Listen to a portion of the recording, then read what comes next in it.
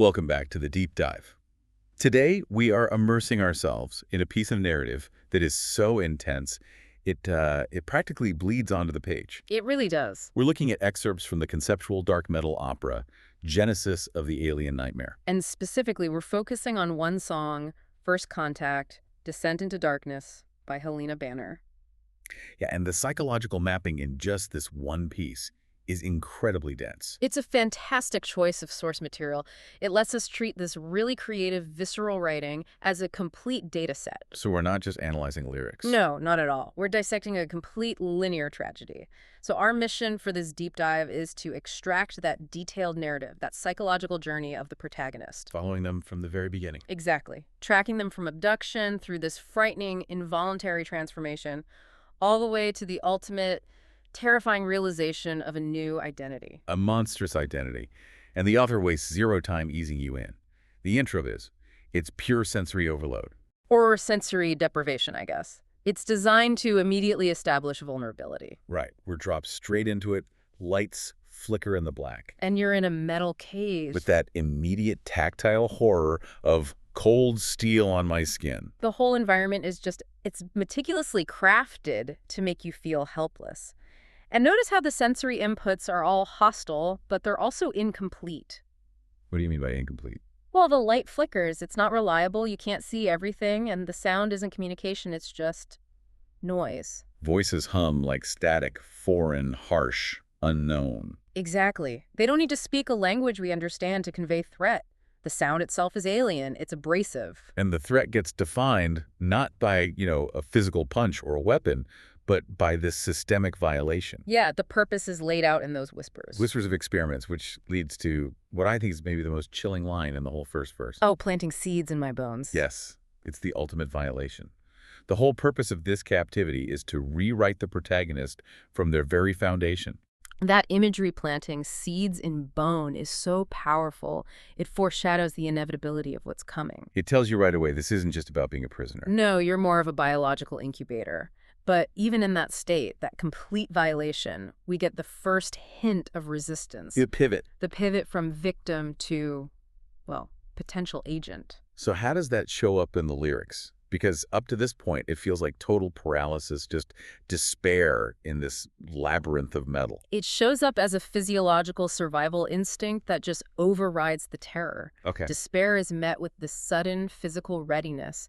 The internal state is described as heartbeat like thunder pounding in my chest. That's not just fear anymore. No, that's adrenaline. It's this fierce, sudden energy. And that internal noise, the thunderous heartbeat, it's the counterpoint to the alien static. It's the sound of the human fighting back. Even if it's just in the planning stage, eyes scanning for weaknesses, seeing the guards unaware. That focus, that observation, it signals the shift from surviving to acting, which of course means the escape is going to be violent and fast. It has to be.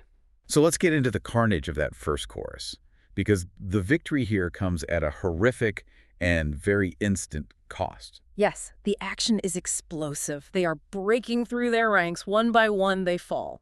So it's a success. The physical escape works. It does, but the narrative immediately pivots to the consequence, to the involuntary change that's triggered by the combat itself. It's not like a delayed PTSD. The very moment of escape is the moment of infection. Exactly. The line is, every pulse of my body, something's changed in it all. The battle is the catalyst. It activates those seeds they planted earlier. Right. The external fight triggers an immediate internal mutation. Right. And it's driven by contact. There's alien blood on my hands, which is, the surface level That's a corruption. symbolic stain. But the deeper crisis is internal. It's the knowledge that the veins throb with something I don't understand. And that's the moment of duality, isn't it?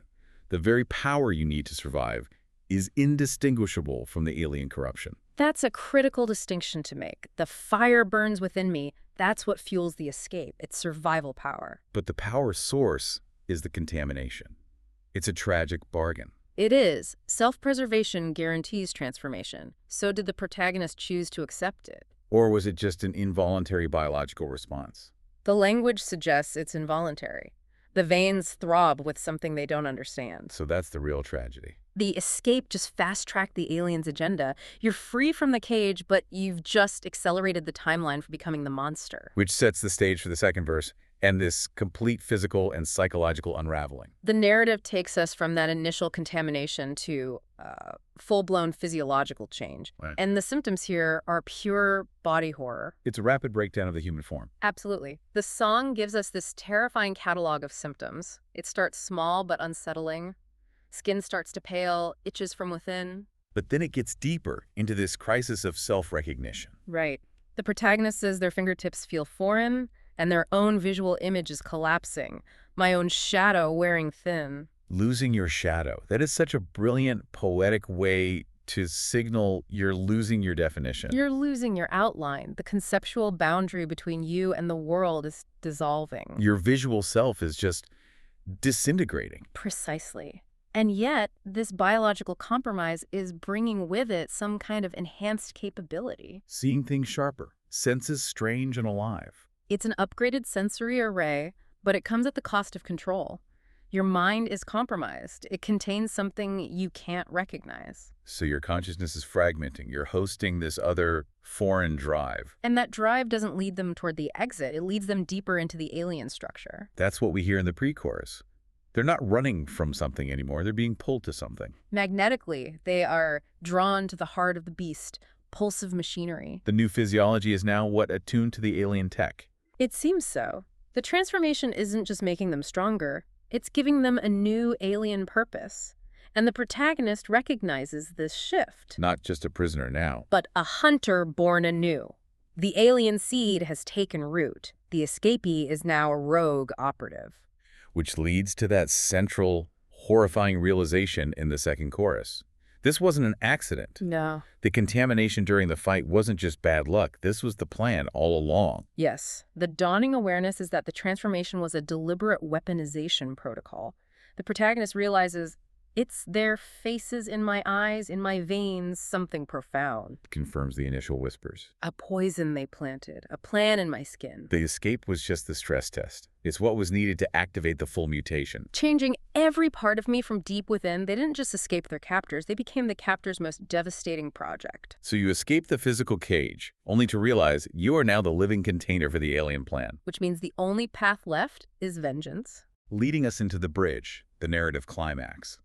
The protagonist reaches the control station, the nerve center of the ship. The final act is just this monumental, destructive, almost suicidal act of revenge.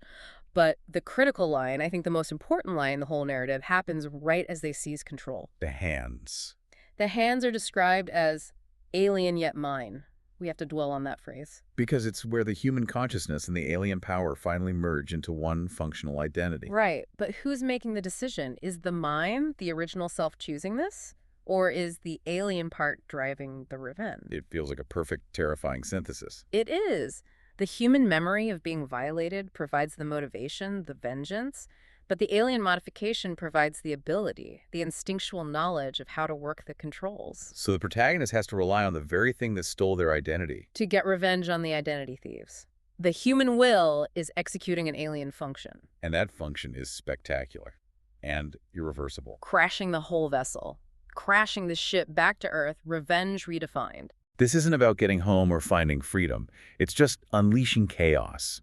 In flames we descend, fury bright, feral cries. And that descent is the final stage of psychological surrender. Just before impact, the protagonist feels it. The final internal shift. The definitive feeling of the monster emerge inside. The human self is gone. Vanished. Leaving only this newly born, vengeful thing ready for arrival. The transformation is absolute, sealed by that act of self-destruction. Which brings us to the final chorus, the immediate aftermath on Earth.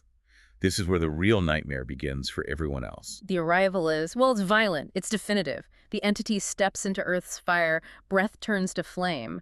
This new form is completely hostile to its old home. And the identity loss is cemented right there. That heartbreakingly final line, I'm neither man nor alien, no one knows my name. There's no category for this being, no place for it, no peace. Only a dark purpose, a hunger deep inside.